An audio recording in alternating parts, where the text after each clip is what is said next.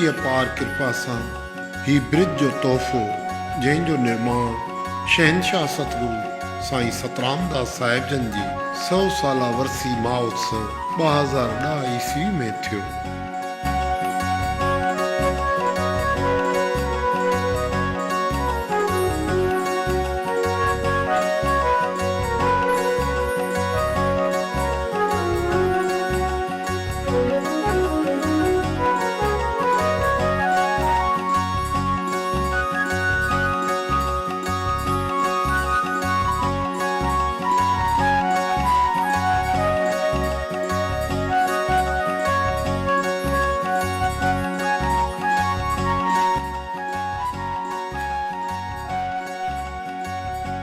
संत सतराम धाम पूज रड़की साहिब में एक सुंदर SSD गौशाला पिणु मौजूद है, जंहिंमें गायुनि जी सार संभाल ऐं शेवा दिल वजान सां कई वेंदी आहे।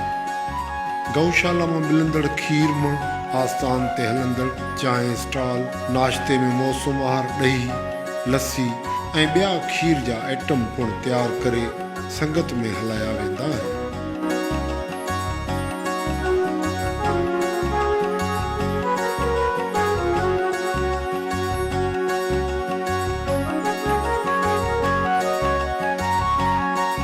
सचखंड द्वार पूज वॾी डेरी साहिबन जी पवन पावन भूमि ते एक विशाल SSD फार्म हाउस पिणु मौजूद आहे, जंहिंमें क़िस्मनि क़िस्मनि जा गुल, हर क़िस्म जा फल फ्रूट जा वण ऐं केतिरनि ई क़िस्मनि जूं सब्जियूं पिणु राहियूं वेंदियूं आहिनि। उन्ही सभिनी शयुनि जो उपयोग आस्थान जे लाइ ई कयो वेंदो आहे।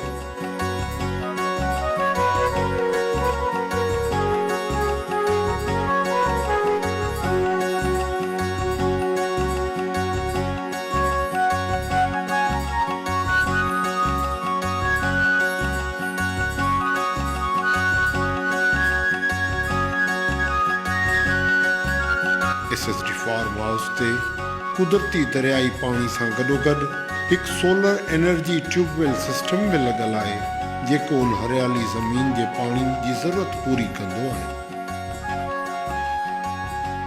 संत सतराम धाम पूज रड़की साहिब में संत कंवरराम पार्क खां